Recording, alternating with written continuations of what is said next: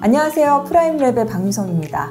영재고나 특목 자사고 입시를 생각하는 친구들이라면 보통 어떤 것부터 고민하나요? 일단 성적은 되나? 그렇죠.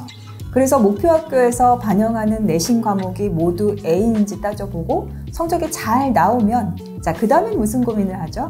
맞습니다. 바로 자기소개서 작성을 어떻게 해야 되지? 라는 고민일 겁니다. 그래서 어떻게 하나요? 학원에 가죠. 물론 학원도 좋습니다. 그런데 이게 두세 달 등록하는데 비용이 만만치가 않죠. 자, 그러면 혼자 힘으로 자기소개서 작성, 정말 어려운 일일까요? 불가능한 일일까요? 아니죠. 아닙니다. 그래서 오늘은 단순히 잘 쓴 글이 아니라 합격을 이끄는 특목자사고 자기소개서 작성 방법에 대해서 알아보도록 하겠습니다. 일단 자기소개서가 뭔지를 알아야 어떻게 쓸 건지 방법을 알 수 있을 텐데요. 이 자기소개서가 단순히 나를 남에게 소개하는 글이라고 생각하면 입시와는 멀어집니다. 자, 그럼 자기소개서의 본질은 뭘까? 자기소개서는요, 지원학교가 요구하는 인재상에 딱 들어맞는 학생이 바로 나라는 것을 설득력 있게 전달하는 글입니다. 최종 선발을 위한 목적성이 아주 분명한 글인 거죠. 때문에 학교별로 제시된 글자 수 내에서 나의 역량을 충분히 드러낼 수 있어야 되는데, 이 합격을 결정짓는 게 성적뿐이라면 오히려 간단하겠지만 그것이 전부가 아니기 때문에 나의 경험과 강점을 통해서 나만의 스토리를 보여주는 것이 필요합니다. 느낌 오시나요? 자자, 그러면 하나하나 정리를 좀 해보도록 하겠습니다. 나의 경험과 강점을 통해서 나만의 스토리를 만들고 설득력 있게 전달하기 위해서는 이 지원학교가 무엇을 궁금해하고 평가하고 싶어 하는지 알아야 됩니다. 영재고나 특목 자사고에서는요, 바로 이 세 가지를 평가하게 되는데요.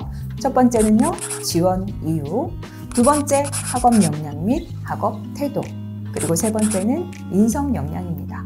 자, 지원 이유는 나의 경험과 노력의 과정이 학교 교육 과정이나 특징과 어떻게 연결되어서 최종적으로 진로 목표를 달성할 수 있을 것인지에 대한 고민과 실천 계획을 말합니다. 학업 역량 및 학업 태도는요, 학교에서 요구하는 이 핵심 가치이기도 한데요. 학생이 가진 창의적 문제 해결 능력이라던가 탐구 능력, 논리적 사고력, 그리고 자기주도적 학습 태도 등을 평가하겠다라는 거고, 인성 역량은 나눔이나 배려, 리더십, 갈등 관리, 단체 생활을 하면서 마주할 수 있는 이런 다양한 상황 속에서 필요한 협업이나 소통 능력 여부를 판단하겠다라는 겁니다. 네, 이러한 평가 요소는 고교 유형별로 제시되는 다양한 자기소개서 항목 속에서 확인하게 되는데요. 키워드로 정리하면 바로 이런 것들입니다. 지원 동기, 학습 계획, 진로 계획, 자기주도 학습 과정, 영재고나 과학고는 수학이나 과학 탐구 활동이겠죠. 그리고 인성, 독서 등으로 이루어져 있습니다. 그러면 이제 각각의 항목에 맞는 역량과 강점을 학교에서의 다양한 활동 경험 속에서 찾아야 하는데요. 나의 역량을 증명할 바로 그 소재를 찾는 거죠. 그런데 주요 활동 경험을 정리할 때에는 이 학교가 요구하는 인재상에 부합하는 자신의 강점을 보여줄 수 있는 이 대표적인 활동으로 선택하셔야 됩니다. 그리고 구조를 잡고 경험을 구체적으로 서술해 나감으로써 나의 역량을 증명하고 어떻게 성장하고 발전했는지 보여주셔야 되는 거죠. 그러면 어떤 구조가 좋을까요? 지원학교의 특성에 맞게 차별화가 필요한데, 예를 들어서 영재고나 과학고 같은 경우는 수학, 과학, 탐구 역량을 강조하기 위해서 어떤 계기로 수학적 호기심을 가졌고 또 어떤 방식으로 탐구를 했으며 이를 통해서 무엇을 배우고 발전했는지 정리해 보시고요. 외고나 국제고는 인문사회 어학과 관련해서 어떤 주제에 흥미를 가졌고 또 관심 분야를 활용해서 어떤 탐구나 토론이나 연구를 했는지, 이를 통해 어떤 역량을 키우고 최종적으로 진로 목표를 달성할 것인지 미래 계획으로 마무리해 보십시오. 마지막으로 자사고는요, 자신의 관심 분야와 연계된 학습 목표를 달성하기 위해서 이 주도적으로 계획을 세우고 실천했던 과정을 통해서 나의 실력을 깊이 있게 드러내고 결과를 통한 깨달음과 성장한 부분에 대해서 작성해 보시면 되겠습니다. 여기까지 혹시 공통점 찾으셨나요? 맞습니다. 고교 유형이 달라도요, 결국 여러분이 가진 역량을 키우기 위해서 얼마나 주도적이고 지속적으로 노력하고 도전했는지, 과정 속에서 무엇을 배우고 느끼고 성장했는지를 보여주시면 되는 거고요. 그것이 남들과 차별화되도록 우수하고 의미 있는 나만의 학습 경험으로 드러날 수 있도록 스토리를 만들어 주시면 됩니다. 지적 호기심을 느낀 계기, 그것을 해결하는 과정, 결과를 통해서 배우고 느낀 점을 작성하시면 되겠죠.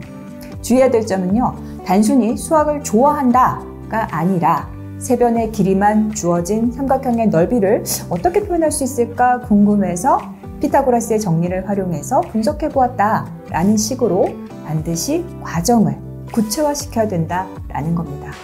그래도 감이 안 온다고요? 자, 그러면 하나만 예를 들어볼까요? 영재학교에 지원하고자 하는 학생이 있습니다.